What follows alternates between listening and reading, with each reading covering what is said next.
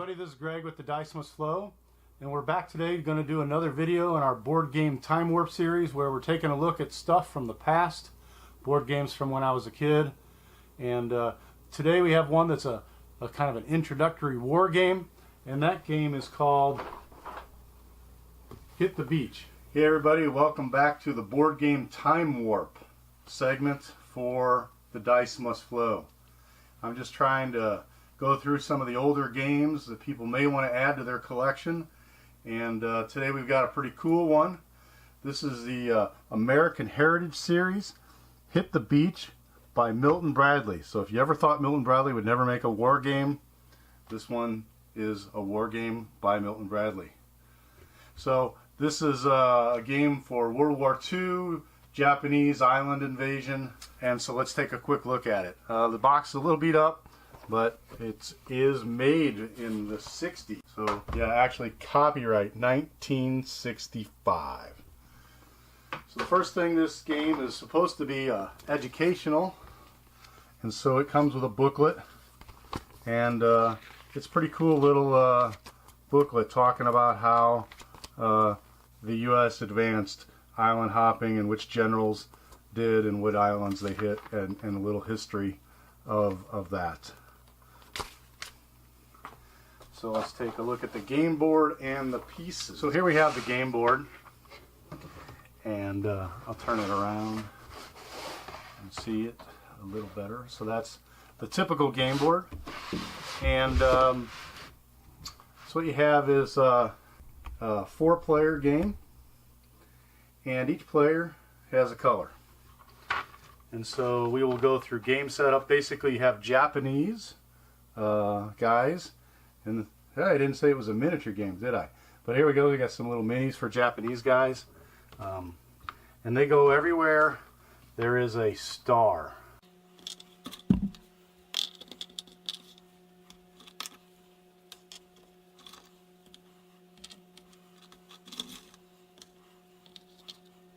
Okay, we have the Japanese players out. Each player is going to have a set of pieces, one color of each. So we'll talk about those real fast. So here you have a bomber and a ship, and they have special functions. You've got 3 regular army. I'm sorry, actually you have 2 regular army and 2 Marines. The Marines are square-based people, and some of these have different functions. So how do you play? Basically, you have to roll a 6-sider, and for the purposes of reach, I'm going to go ahead and put the green guys on this blue beach. So you would roll a 6-sider, and you choose to move one of your units. It's 3. So this is just pretty much like Trouble, and you can, when it's your turn, you can move forward or backwards. Now, when you roll a 6. You're allowed to move one of your guys 6, or you can move a support piece to the beach. So there we would move in the naval piece. And so we would continue rolling and have some of our guys out here like this, let's say. And then you would have to get a second piece. So you need both of your support pieces onto the beach before you're able to invade the beach. To invade the beach, you must land directly on this guy. So like this unit would need a 2, 1, 2, or this unit would need a 3, 1, 2, 3. You can move through your own units, but you can't hop over enemy Japanese units. Now the beach spaces are actually a little more difficult in that it must be a Marine that hits the beach. So you have to take this spot with a Marine. So in this case, you would need to roll a 2 or a 3. If we rolled a 2, this guy could move forward 2, and he has hit that beach and destroyed the Japanese unit there. Now, the interesting thing is, once you destroy a unit, you have the choice to place that unit anywhere on the board.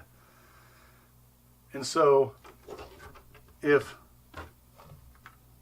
we're playing against red, and I just moved the black pieces over there on the red side in a 2-player game, and I hit this beach, I could move this unit there on that atoll to try and slow down my opponent.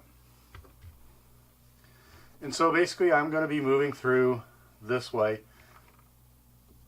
and then again for this beach, which I will focus in on, for this beach again you're going to need both support pieces, so you're going to need 6s after this beach has been cracked.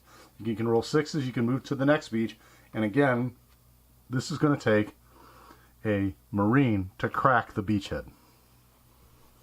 And so what ends up happening is you start moving these over here, and as they start taking these, they're going to be moving them in your way.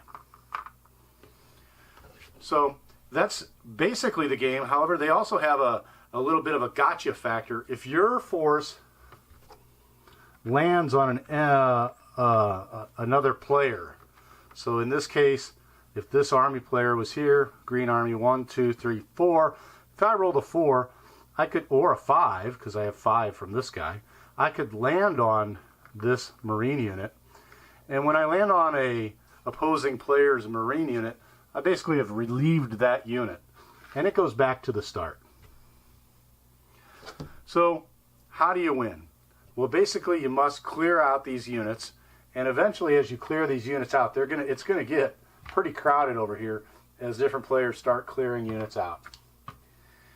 But to win, you actually have to have any unit land exactly on the headquarters space in the center by an exact number, just like when you're landing on these Japanese units.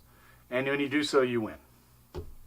And so that's the game. It's, you know, kind of a simple die rolling game. Little bit, you know, little easy, but definitely when I was quite young, really liked this, and it kind of fed my interest in war games. And from there to where I'm at today.